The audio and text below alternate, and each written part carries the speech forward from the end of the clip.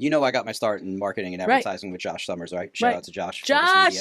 Josh. I remember like very early on, like I got my marketing communications degree from Mount St. Mary Newburgh, and Love it. I met Josh and we started working together, and it was a very suit and tie environment. Yeah. But there was a time when like all the marketing agencies in the Hudson Valley were still suit and tie Right. people, because that's what our clients dress like. Right. So like I remember being there during a time when it was like, all right, we're starting to lose the tie a little bit.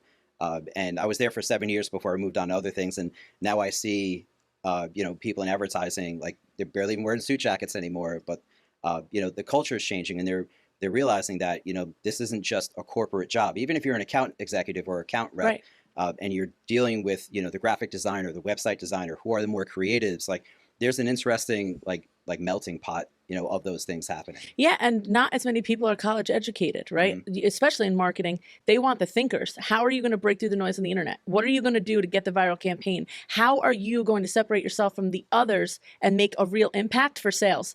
There's only going to be one Alex Earl and one Alex Cooper, and there's only going to be a handful of podcasters and a handful of people at the top, like there's always been in TV or media as a whole. But what are you going to do to break that chatter and make things happen?